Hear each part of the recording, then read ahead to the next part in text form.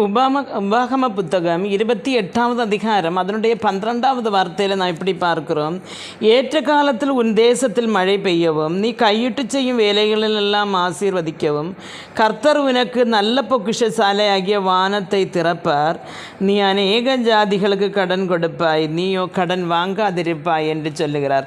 அருமையான தேவனுடைய பிள்ளைகளை, இன்றைக்கு நாம் சமூகத்திலே பார்க்கும் பொழுது அநேகரும் கடன் என்று சொல்லி வேதனைப்படுகிறத நாம் காண முடியும். ஏனென்று சொன்னால் அப்படி வட்டிக்கு எடுத்து கஷ்டப்படுகிற குடும்பங்கள் இன்றைக்கு அநேகம்.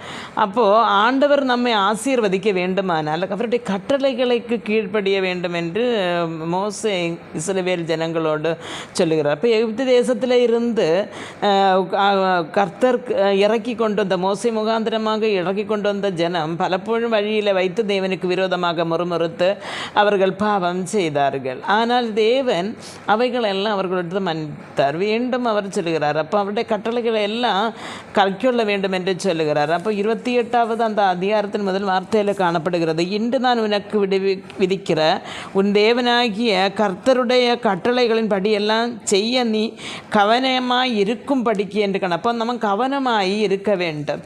அப்போ தான் கர்த்தர் நம்மை ஆசீர்வதிக்க முடியும். அதே மாதிரி 11வது வார்த்தையில் அவர் சொல்லுகிறார், உனக்கு கொடுப்பேன் என்று கர்த்தர் உன் பிதாக்களுக்கு ஆணையிட்ட தேசத்தில் கர்த்தர் உன் கற்பத்தின் கனியிலும் உன் மிருக ஜீவன்களின் பலன்களிலும் உன் நிலத்தின் கனியிலும் உனக்கு பரிபூர்ண நன்மை உண்டாக கட்டளையிடுவார் என்று காணப்படுகிறது.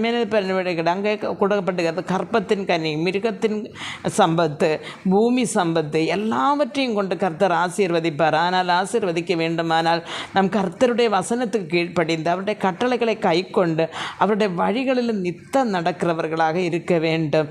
நாம் நம்முடைய சொந்த இஷ்டப்படி செய்துட்டு கர்த்தரிடத்தில் நன்மை பிராபிக்க வேண்டும் என்று நினைக்கும் பொழுது நமக்கு ஒன்றும் கிடைக்காமல் போகிறது. கர்த்தர் தாமே நம்மை ஒவ்வொருவரையும் அவருடைய கற்பனைகளை அனுசரித்து நடக்க கிருபை கொடுப்பாராக என்று ஜெபிக்கிறேன். ஆமென்.